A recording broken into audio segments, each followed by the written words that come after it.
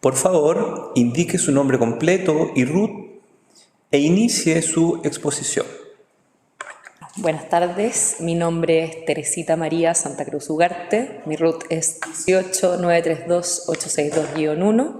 Soy abogada directora del área legislativa de la Fundación Jaime Guzmán y hoy me voy a referir a ciertas observaciones a cómo está el texto del anteproyecto aprobado por la Comisión de Expertos en respecto a la regulación del derecho a la protección de la salud, especialmente a lo que respecta a la libertad de elección en este derecho.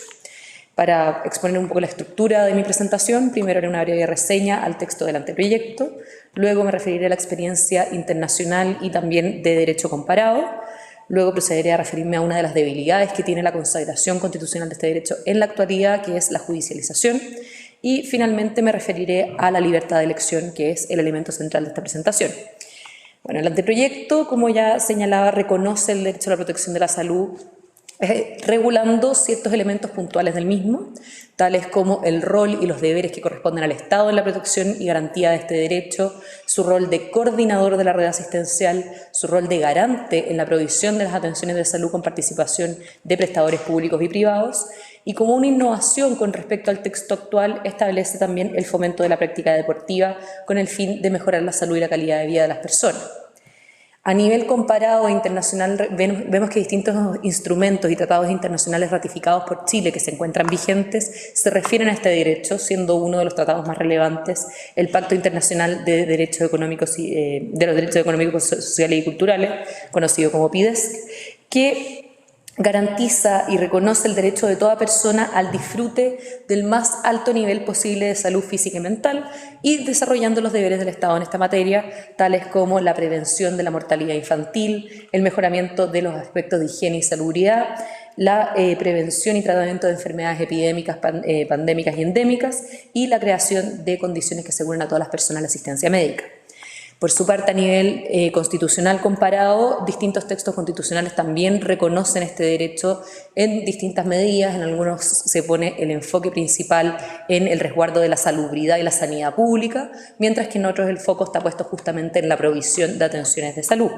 Y en algunos casos particulares, como es el caso de Colombia y Perú, se hace alusión expresa a la participación de actores privados en la provisión de este derecho. Actualmente la Carta Fundamental chilena tiene ciertas debilidades en el ámbito estrictamente constitucional de la consagración de este derecho, no entrando ya en el plano de la política pública, del resguardo legal, que es otro ámbito que excede este debate. Pero sí a nivel constitucional vemos que la principal debilidad en materia de protección de la salud tiene relación con la judicialización. Es decir, que a través de acciones constitucionales de protección en tribunales se trata de hacer valer este derecho en distintos ámbitos, siendo los dos ejemplos más claros de judicialización en materia de salud aquellos relativos al funcionamiento de los aseguradores privados, de las ISAPRE, y por otro lado el acceso a medicamentos de alto costo.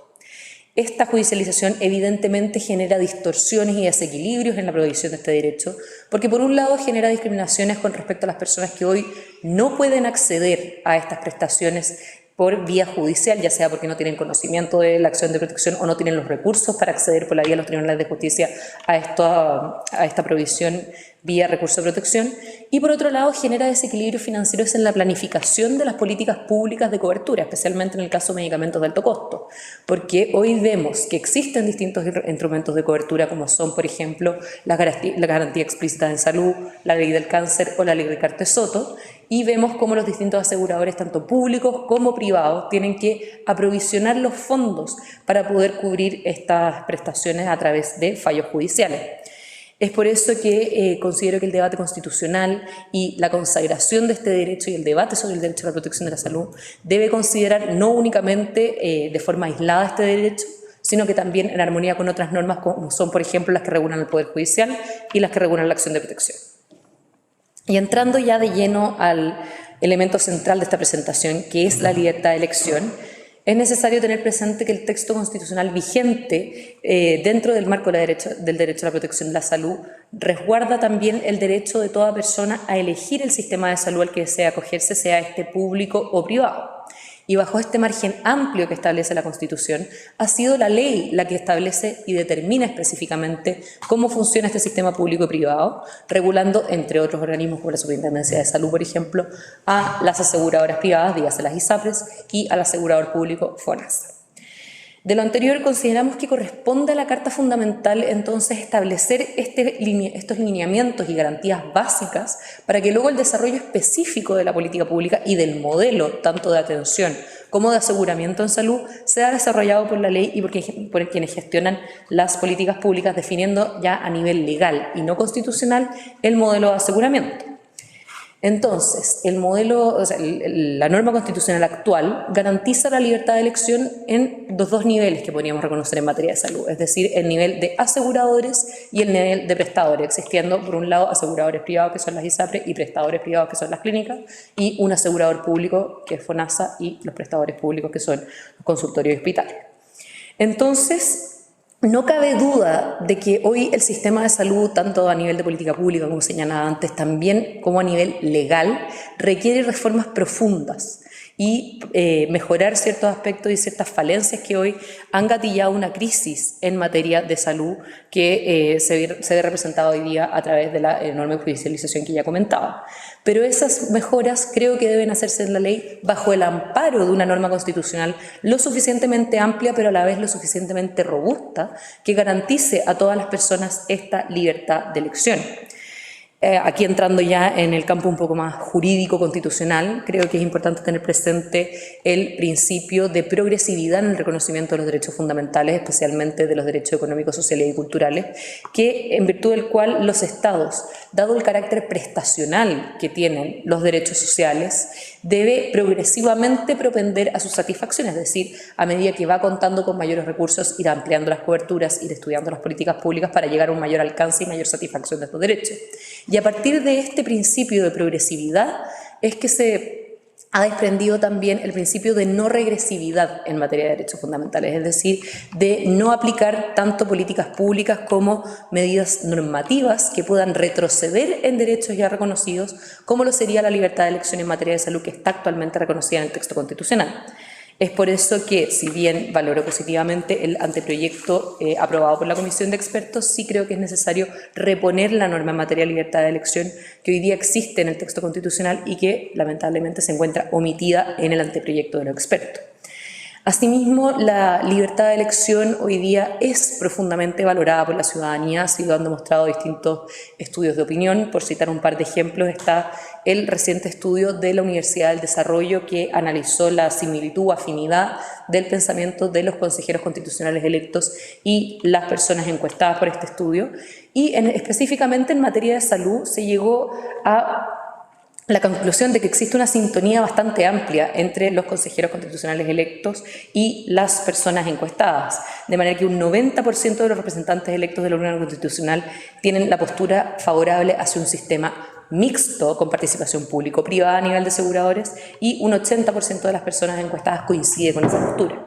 Asimismo, la encuesta CADEM del 21 de mayo de 2023, que dedicó un apartado específico a la materia de salud a propósito de la crisis del sistema privado de salud gatillado por el último fallo de la Corte Suprema en materia de tabla de factores, llegó a la conclusión de que un 76% de los encuestados cree que el sistema de salud debe ser mixto, donde todos puedan elegir pertenecer libremente a una institución pública o privada que administre las cotizaciones en materia de salud.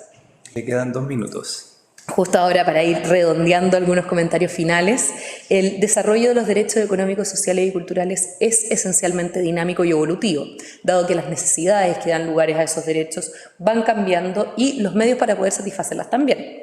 Por ello, el texto constitucional debe ser lo suficientemente amplio y omnicomprensivo para poder abarcar las distintas políticas públicas que evolucionan de conformidad a esas necesidades, pero a la vez resguardar derechos fundamentales que son también profundamente valorados por la ciudadanía y que ya se encuentran reconocidos en el texto constitucional vigente. Así, dada la importancia que tiene el derecho a la protección de la salud, principalmente por su relación con otros principios y derechos constitucionales como es el derecho a la vida, la integridad física y la promoción del bien común, es que el debate y análisis de este derecho debe ser profundo, debe ser muy cuidadoso en resguardar estos principios y por eso creo tan relevante para considerar la Constitución como un reflejo del pacto social que se busca encauzar en este nuevo momento constitucional, que refleje esas legítimas aspiraciones y esos legítimos derechos que las personas hoy ya tienen y que a partir de eso se avance en las políticas públicas y leyes que requieren mejorarse absolutamente, pero que también requieren este marco constitucional robusto, pero también lo suficientemente flexible que garantice estos derechos. Muchas gracias. Bueno, estimada Teresita Santa Cruz, agradezco su presencia, participación en este acto significativo para el desarrollo de nuestra nueva Constitución. Muchas gracias. Muchas gracias a ustedes.